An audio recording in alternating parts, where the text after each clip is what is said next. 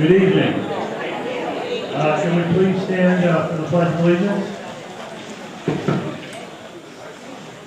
I pledge allegiance to the flag of the United States of America and to the republic for which it stands, one nation, under God, indivisible, with liberty and justice for all.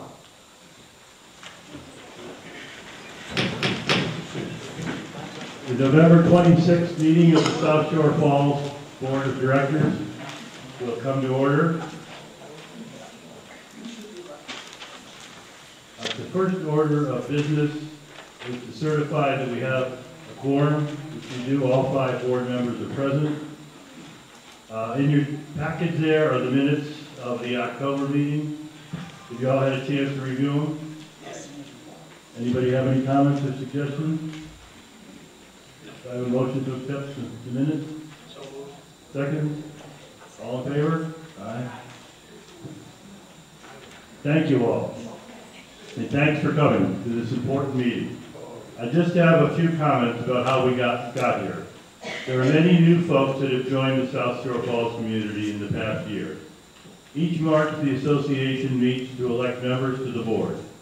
That is the body that is empowered by the governing documents to make all the important decisions that govern the day-to-day operations of the community.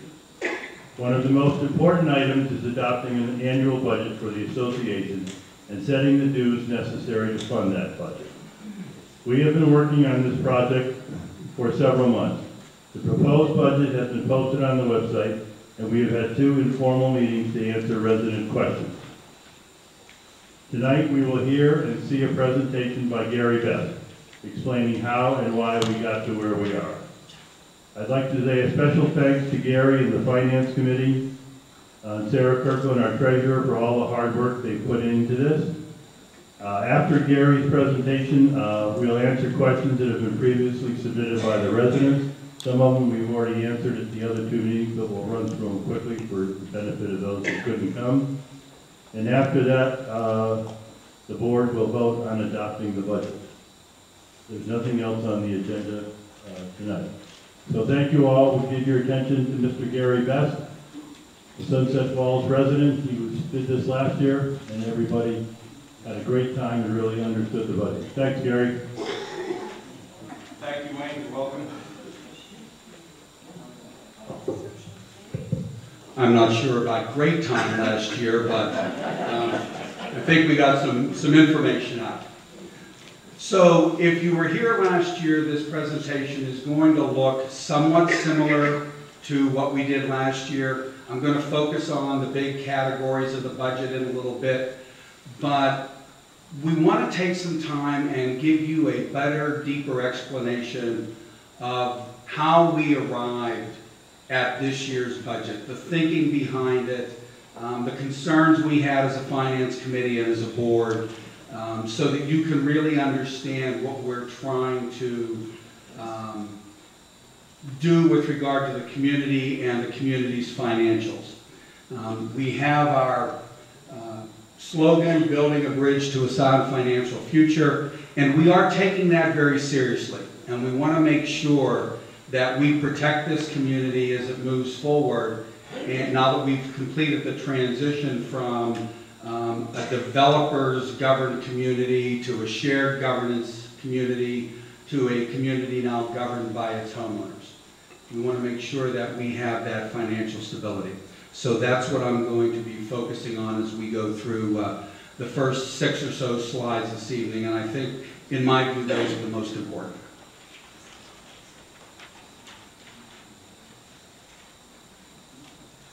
You gotta like Microsoft. Every time I figure I've got this nailed, they come in and they do a change, and so I get to experiment with how this is going to work. So as an HOA governed community, we essentially have 4 sources of funding that we can go to. We've got annual dues, and for most HOAs and for us, they make up 99% of the budget. When I talk through the presentation for the remainder of the evening, what I'm focusing on are the dues, what the dues fund, and how they are divided. We've got a small $39,000 in the budget of other income, but it's not enough to be a factor in anything when you're looking at a $3 million budget. What's a factor are the dues and how we allocate those and the way we allocate those. Special assessments are another way that we can fund our budget. I'm going to talk about these a little bit more, but I think it's the feeling of the Finance Committee and the board that it is a last resort to go to special assessments. If we're really doing our job and planning for the future, we shouldn't have to get to that point. If there's some sort of major catastrophe that occurs, maybe we do get to that point because you can only plan so much. But our view is we should be managing everything out of known revenue sources and that we should be handling this through a dues buildup as opposed to, oops, we made a mistake, here comes the special assessment. That's not what we're looking to do. Bank loans are another way we can finance our operations. These we use for very special things. The geothermal heating for the pools, it made sense to do a bank loan. But we want to use that judiciously. We want to make sure we've got really solid thinking behind why we're doing that. And then the other income I've mentioned, that's $39,000 in the budget, which is not a significant amount of money, and it's not money we can rely on as a general rule. So we're looking for known sources of income.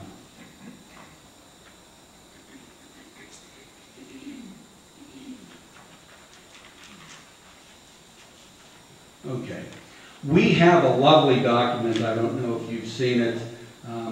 Some night, if you're really having trouble falling asleep, I'd give you a thought to go read the Covenants, Conditions, and Restrictions document. It is the governing rules for our community. It's 131 pages. There have been some amendments to it. It's extremely specific on what we can and cannot do in terms of running our community. And so for us, what that means is, and I'm just going to refer to this going forward when I use it as the covenants. The covenants give us a couple of funds that we absolutely must have. The first is the annual operating budget. That's the line item, 4-page line item budget that you've seen posted on the website and that we've had a couple of forums around. That's where the bulk of the spending is. We are mandated to have one of those. We're mandated to have it sufficient to cover the needs of the community. So in the document's very specific, and this is going to get very important in a couple of minutes. We've also got reserve funds down the bottom of the screen. They are also mandated by the covenants. We're required to have them. We have to fund them adequately. The reserves, we have a 30-year reserve study that we use as a guide for how we fund this. So there's some planning into this. We're going to talk about that in a little bit too. Here's what the covenants don't cover that are very important. We need to have what we're calling contingency funds. Unrestricted, unencumbered, if you want to use a financial accounting term, funds that we can use for a variety of things. We've created two of them. First is the Capital Improvement Fund. Last year we called it the Community Improvement Fund. And our intention was to put any money from the Pulte settlement that was not mandated funds into that fund so we could use it. Still haven't settled with Pulte yet. That's hopefully coming up in March. We're not giving up, but this is a process. And then the second fund we've established this year is a contingency fund. Unencumbered, it's designed to handle emergencies. Things like weather-related emergencies. If we get hit by a hurricane, yes, we have insurance, but those deductibles are pretty big on those sorts of policies. We're not going to be able to swing that out of the operating budget, nor should we. So we've got this contingency fund. If we have, it's interesting when you sit on the Finance Committee, the things you learn. So there are these things in our ponds called bubblers. And a bubbler is intended to aerate the water, move water around, make sure the pond stays fresh so that we can have the fish and the wildlife and good quality of water in the ponds. Well, bubblers are pretty expensive. And if one of them breaks, we're not covering that in the operating budget. We're covering repairs in the operating budget. But if we have to replace one, that's something different. So we need this cushion that's going to enable us to operate effectively. So 4 funds, that's what we're looking for. In another slide, I'm going to condense the capital improvement fund, which is for things like new additions to some structures that we may need. I'm going to condense those into simply contingency funds. I think it makes it a little bit clearer.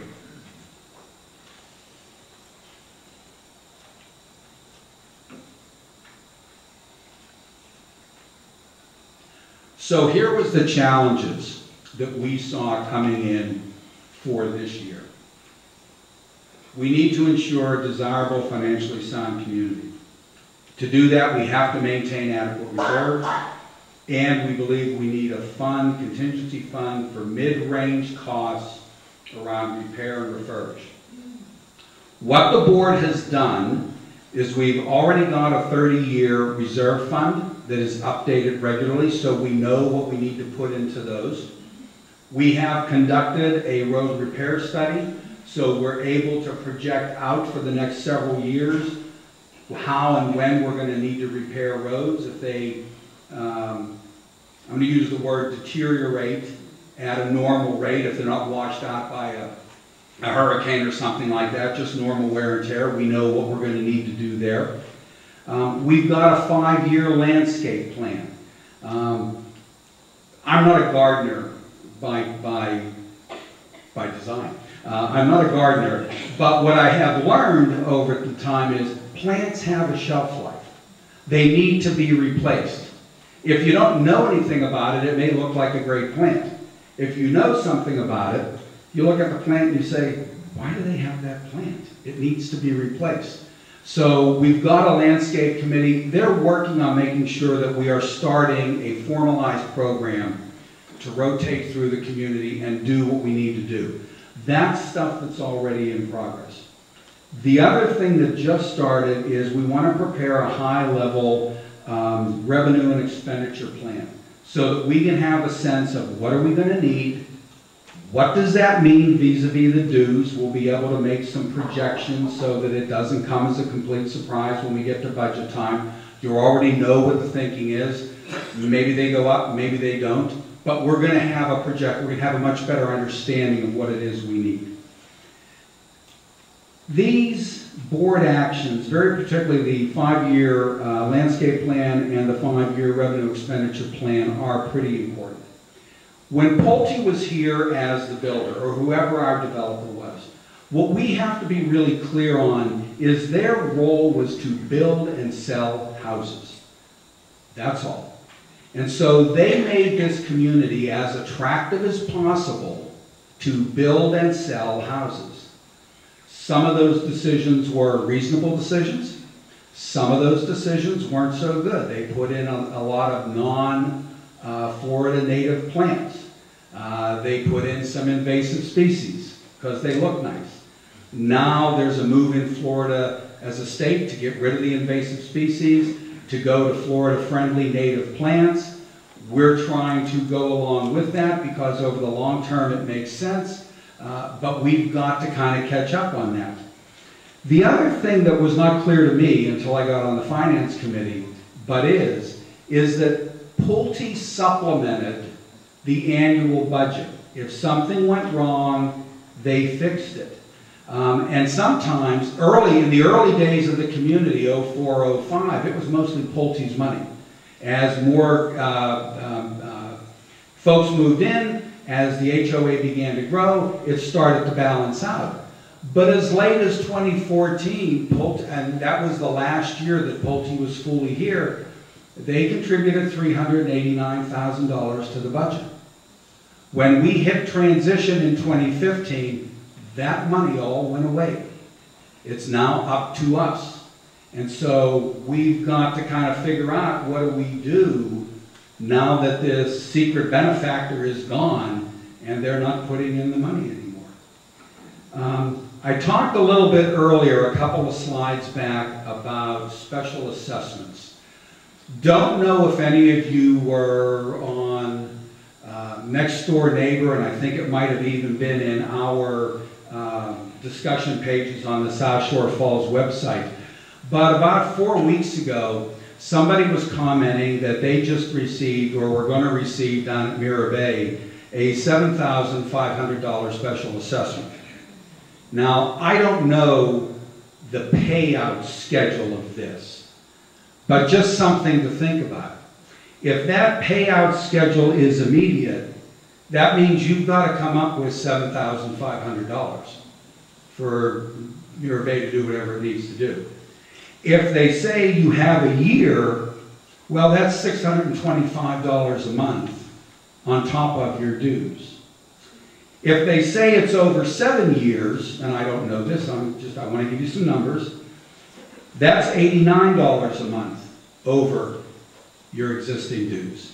And if they say 10 years, that's $62.50 over and above your existing dues. That's one of the reasons why the Finance Committee and the Board really don't want to go down the road of special assessments. They can be very large, very shocking, and there's not much we can do about it once we levy those. So that's why we're trying to avoid those. We think that that's just not the way to go. Here's another thing to think about.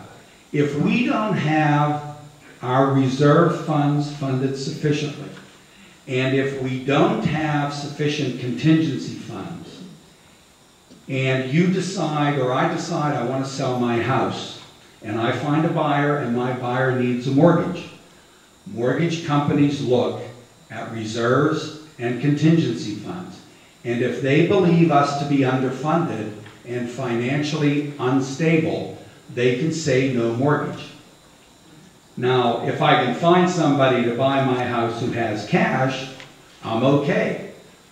Problem with that is, in the real estate community, what will start to happen is some chatter that says, you can't get a mortgage going into South Shore Falls. What's the deal? Mortgage companies aren't lending. They don't think they're financially stable. If I'm coming in wanting to do a cash deal, and I say, well, that's no problem, I can do a cash deal, but why aren't they getting mortgages? Well, my real estate agent is going to look up and say, the mortgage companies don't think they're adequately funded at a reserve level, so they're not issuing mortgages. If I'm a sophisticated buyer, I'm probably going to walk away and find somewhere else, which means we can get into a spiral that we don't want to get into. The other issue around this adequate funding is bank loans. We can go for a loan, but if banks perceive us not to have sufficient contingency funds and sufficient reserves, they can also walk away, and we can't get the financing we need. That's why the board really thinks that this is so important that we do this.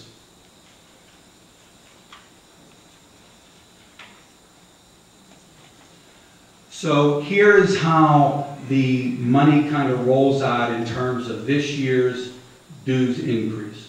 We've got 308 single-family units, $23 increase in dues that it's going to go up. We've got 326 two-unit villas, $19 an increase that it's going to go up. We've got 232 four-unit villas, $18 an increase. Now you may ask, why the difference? We're going to cover this in a minute, but basically it is, the difference reflects the unique needs of each type of unit, because there are some unique needs in these units and they're different. And so we have to account for that.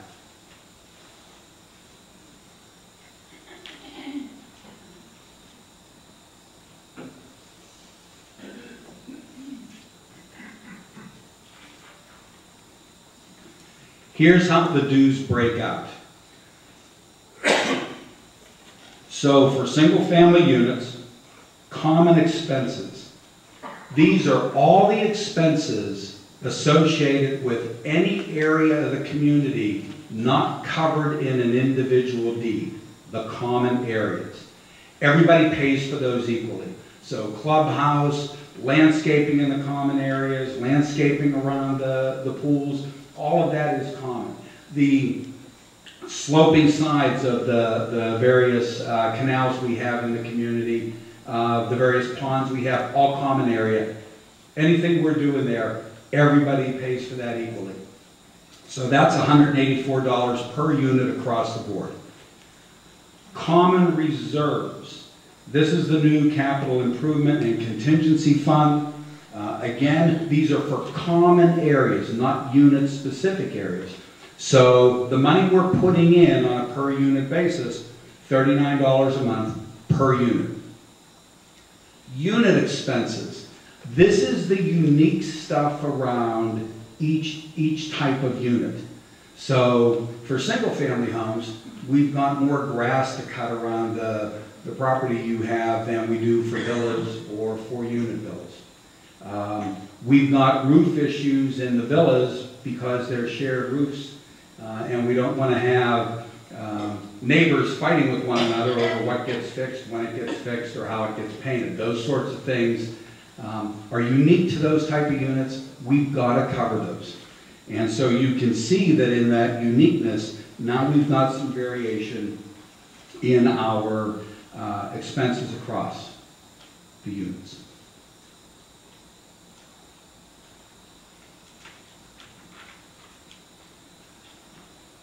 So when we talk about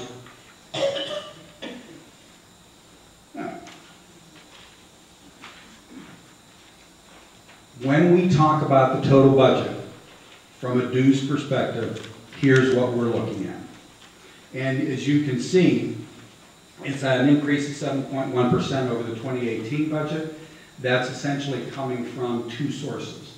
There's a lot of movement in the budget. We're going to talk about some of these line items. They shift around. But that's essentially coming from two sources. Roughly $107,000 for landscaping needs and roughly $120,000 for putting money into these various funds so that we can create that sound financial future and make sure that we've got the reserves and the contingencies necessary to handle emergencies and cover the mandated expenses for the community.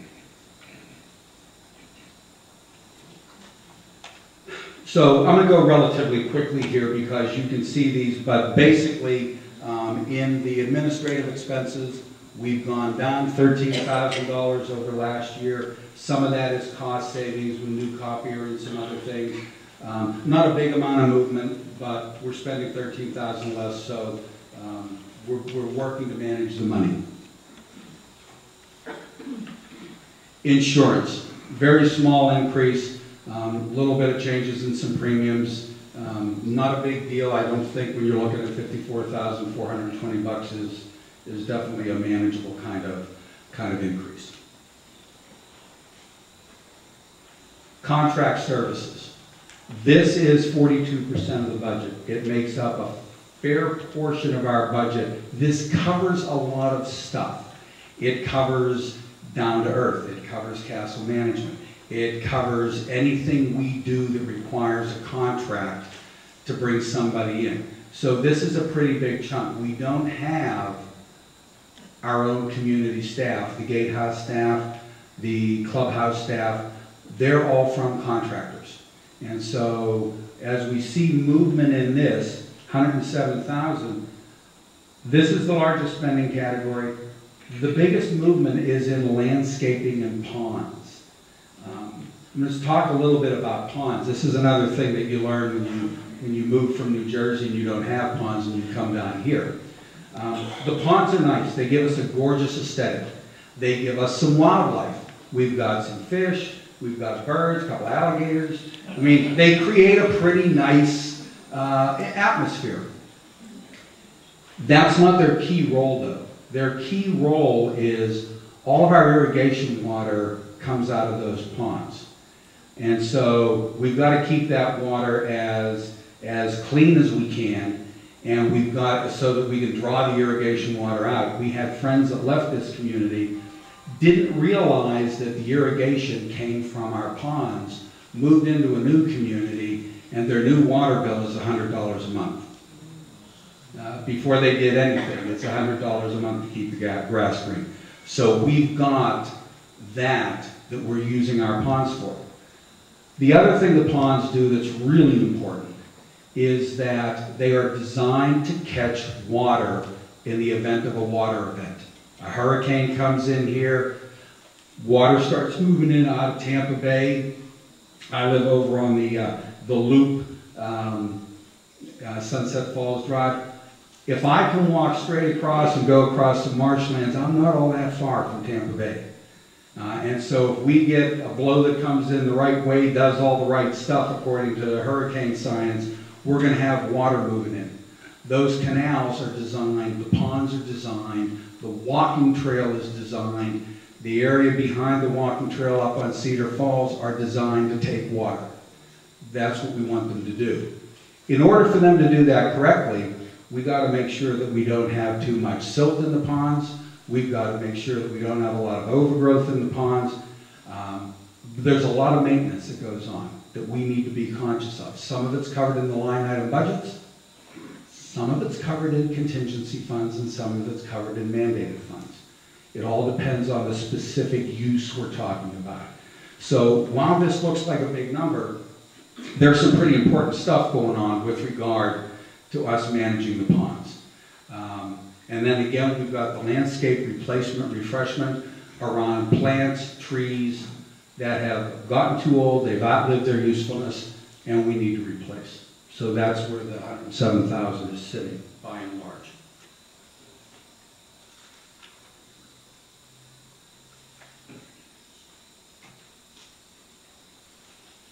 Clubhouse and pool, relatively small increase. Most of that is sitting in pool maintenance and pool repair. It is the largest bulk of that. Maintaining the internet cafe went up a little bit, but not significantly.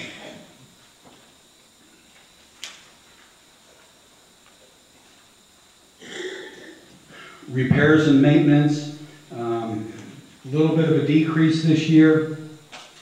One of the other things we're doing is we're starting to reclassify some funds. We're trying to understand, if you think about it in terms of categories, where does it make sense to put this spending? So some of what you're seeing here is we moved money from one line item, put it in another line item that made more sense. And so that's getting reflected here.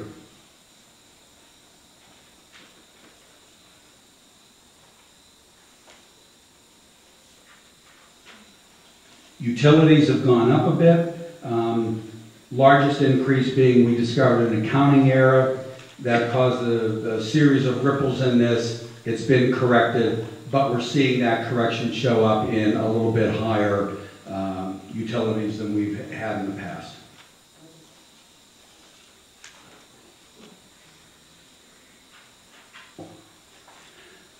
This is a big number, this comparison slide. It's the comparison of the spending we do in the common areas, the blue line, versus the spending we do in the residential areas. And this becomes pretty important for us because when you come into this kind of a community, part of what we buy into is what I'm going to refer to as the dream. The dream is no maintenance, fun lifestyle, pools, shuffleball courts, we get to play after a lot of years of working. That's what we need to do in terms of keeping the common areas. The academics 2 weeks ago came out with a study and again managed to tell us something we all know, but it applies to us in a very specific way. The study said that the condition of your neighbor's house definitely impacts the sale of your house and impacts the price you will get for your house. So if your neighbor's got great property, you get better sale price on your house. If your neighbors don't have such great property, you get less dollars than you would hope for. In an HOA like this, that also applies to the common areas. The better our common areas look, the more cared for they are, the more inviting the community is. That also helps with the sale price and the market value of our property. And so one of the things the board thinks about is how can we foster that kind of environment that keeps our market value, all things being equal in a market, going up. And so that's, when you see these numbers around the common expenses, that's really what we're talking about, keeping this place looking really good so that it makes a great first impression for people to come in here.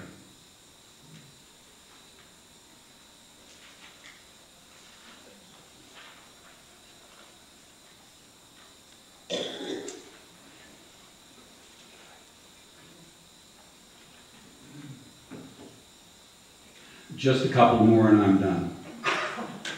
So this is the total reserve funds. This is where a lot of our money has gone this year. We've got $35,000 going into the capital improvement fund, the new contingency fund, $130,000, and the mandatory reserves, $241,000. We think this gets us off to a really good start. And it covers that goal of having a sound financial future. The contingency fund is important. The ultimate goal here is to have 1.3 million in at the end of 5 years. In order for us to do that, that's going to be $1,300 a year per unit. I'm sorry, $1,300 over 5 years per unit. But we think this is a cost in dues that makes an enormous amount of sense given some of the stuff we talked about before around mortgages, around bank loans, around emergencies, and what we can actually fund out of the day-to-day operating expenses. Any funds that are not in use, we are investing in, through UBS in FDIC insured instruments. So we're also trying to maximize money we have available to us that we don't have to call on immediately. So that's one of the other things that's happening with many of these reserve funds. We don't need them immediately. We have a sense of what we need so we can invest the rest.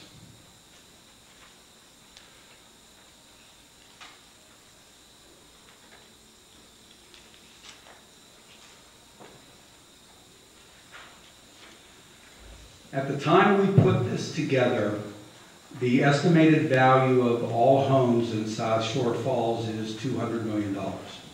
Last year it was $170 million. So we are doing things that in this market are keeping the value of the homes growing. And again, this notion of a sound financial future, we want to keep doing those things so that given events in the market, we are competitive in all markets. That's what we're trying to accomplish here. Whether it's an up market, a down market, a flat market, we want to be competitive. We want to keep our home values in the best possible place we can. So, I am done. You should be excited.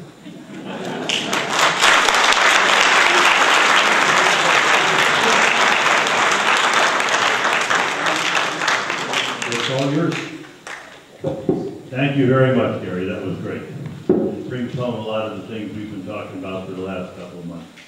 I have a bunch of questions that we've answered at a couple of the forums. I'll go through them real quickly. If anybody has brought any questions with them that they want us to take a look at tonight, if we have time, you just pass them to your right. We'll take them at the table here, try to answer them when we're done. Some people want to know why the website increased. Because we have many additional users and we're expanding our capabilities with the door locks and all kinds of things like that that are all web-based. There's a miscellaneous increase of about $1,200, and we've come to realize that after the election early this month, there's a new 1.5% sales tax on pretty much everything we buy for the community. So right away, there's a 1.5% goes up. The office equipment lease has gone up because we bought a new copier last year. We were stuck with an old one that didn't work, so we refurbished the lease and got one that does work. The refreshment increase is due principally to some added food and staff there and some sales tax. It only went up about $2,000. Gary talked a little bit about the electricity. We are over budget this year in electricity because of the way we computed the funds available from last year, and we rectified that. We're actually only taking the actual electricity up about $2,000. We are anticipating a rate decrease from TICO, but rather than build that whole thing into the budget and get burned again, we're going to wait and make sure it comes to pass. Anything that's under budget for the year, as we go into next year, we'll roll over into that category and save money for the following year. The cable TV, phone, and internet has gone up because of increased sales tax and some increased digitization on the televisions around the clubhouse and in the gym. Personnel salaries increase is due primarily to salary increases, and we're planning on the addition of a part-time employee for 2019. Gatehouse staffing has gone up. There's a little bit of an annual increase. Most of that is passed on to the employees of the guard service. The other guard service, we had raised the rates every year, but didn't pass any of it on to the employees, so we changed. Pool equipment repair has gone up considerably, and it's based largely on the increased cost of maintaining the older equipment. The Villa water and administration increases is due to the increased cost of testing and administration costs for reading the meters, billing, and collecting the funds from the Villa owners. Gary touched on the contract services. It's basically landscape replacement, resilient pepper removal, and is offset somewhat by a decrease in irrigation repair costs. We think that we took, I think, $25,000 off the irrigation repair budget because things are going fairly smoothly, and we do have ample reserve for the irrigation if a big pump or the controller or something like that went out. As far as mulch goes, the resident homes are going to be mulched in 2019. It's been 3 years, which admittedly has been too long. Partly we needed the excess pine bark mulch to rot, and partly we needed to accumulate the necessary funds. We've done that. Once again, we were constrained by a don't raise the dues mentality, and that has not worked to our benefit. Irrigation repairs, I think we covered that. There is a decrease. Landscape issues, when will I get my tree, bushes, and all that stuff. We're working very hard before the end of the year to get everybody either satisfied or told why we can't do what they want to do, to put in these concerns about landscaping. The landscaping is a huge amount of our budget, and now that we have the available funds, we have some funds left over in the budget from this year that the landscape committee is using for some of these replacements. We wanted to wait till after hurricane season. We learned our lesson with Irma, and so we're putting that money now to replacements, and we'll be going around the community replacing palm trees and starting the other tree replacements, as well as other bushes and stuff that are planned for next year. The geothermal loan increase, it really didn't go up, but we just combined the cost of amortization and interest are now one line item. The actual monthly payments remain the same. As soon as we pay off the loan, the sooner we can redirect these costs to a fund for the eventual refurbishment and repairs of the geothermal unit. Our goal is to pay off the loan as soon as possible and start building that reserve for the refurbishment. Someone wanted to know why we don't raise the capital contribution. It's $500 per home sale. The board has the right to raise that. We haven't raised it as part of the budget, but I think it's something we need to take a look at in the coming year. Somebody asked why there wasn't a column for the projected year ends on the budget itself. This was an educated guess as to where we will be at year's end. It's an important part of building the budget, but only a small part. Many accounts have been renamed and been consolidated for clarity. The Pulte lawsuit, Gary touched that. We have a mediation hearing set for March 7th, I think it is. We certainly hope that after that meeting, we can get to the table with Pulte and get some of this stuff resolved. There are some 20 or 30 different subcontractors involved in this lawsuit as well. So it's not just dealing with Pulte. They're countersuing all their subcontractors. Increase in the ponds and improvements, we need to increase the amount of aerators needed to maintain healthy ponds. We also know that the littoral shelf in Pond 8 and also the one on, I think it's 7, is going to need a lot of work. We're not exactly sure how much that is. And that's the reason, one of the reasons we have the contingency funds. But from what some of the engineers who have come out to survey have told us, it's going to be a fairly expensive project. And the state of Florida mandates that we maintain that littoral shelf. It filters the water out of Pond 8 before it goes into the canals and into the bay. Budget surplus, we talked about that. Any surplus is rolled over into the following year. All contracts are reviewed annually, even the multi-year ones which have built-in increases. That way with these 2- and 3-year contracts, we can budget more appropriately for what we know is going on in the years ahead. Roof cleaning and villa painting, these are not paid from general operating expenses, but are reserved for each unit type based on the cost. The reserve study is a 30-year study that is done to give us a handle on what expenses we anticipate at each year in that 30 years and what level of funding is necessary to support those withdrawals. And we are dollar for dollar doing what the reserve study said. This year it's $241,000 goes into the reserves for that particular part of them. The repair and replacement of road surfaces. A study of all the roads was done earlier this year. A contractor came in and did all the roads. We know what we have to do. It's about a 5- or 6-year plan, but we know what those approximate costs are going to be, and more importantly, we know what the scope of what we have to do. Some of them need to be coated, some of them need to be ground and replaced, and they've mapped out the community in, I think, 5 different zones, so from pretty near term to pretty long term. Do we get interest on community funds? Yes. We've entered into an agreement whereby UBS and International Money Management Company will invest the available funds in money market accounts and CDs of varying terms, all of which are FDIC insured. We do get competitive bids whenever it's necessary and practical, and we get more than one bid for most significant purchases or contracts, as a matter of course. Sometimes it's not that easy to get someone to come in and give a bid, because just doing the bid is a big expense for the contractor. Cleaning of street curbs, it appears, and I didn't really understand this before, it appears that they are part of the streets, and thus community responsibility. However, we're asking if an owner has a driveway and sidewalks cleaned, it would just seem prudent to have the guy do the gutters as well. It is the homeowner's responsibility to maintain the sidewalks in front of their house. They need to be cleaned regularly, and we'll be sending out letters in the near term to people who we think their driveways and stuff need attention. We will be working on the common areas. Fortunately, that's the end of my questions.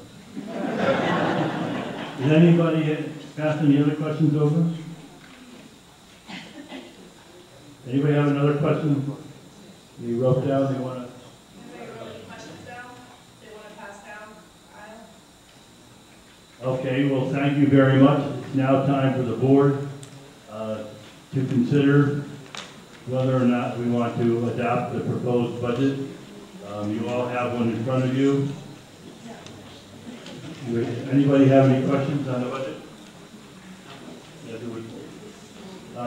Each one of us had a arduous and long, over 2 or 3 months that we've been working on this budget. I mean, this has really been a community effort. We've gotten lots of feedback from community members, lots of feedback from the boards and the different committees we represent, and we think we really have a solid budget. I realize the increase is probably somewhat more than some people expected, but it's also somewhat less than other people expected. But we tried to lose the mentality of the builder to keep the dues down as low as humanly possible and sacrifice some other things in the long run. We learned that in the long run doesn't pay, and we're trying to address those considerations very carefully. So do I have a motion to accept the budget Sarah, do I have a second? All those in favor of adopting the 2019 budget? Aye. It's approved unanimously. Thank you all very much. Anybody have anything else? Motion to adjourn? We're adjourned. One more thing. A lot of you have come to me and asked me about this big housing development that's going in Mr. Kim's property.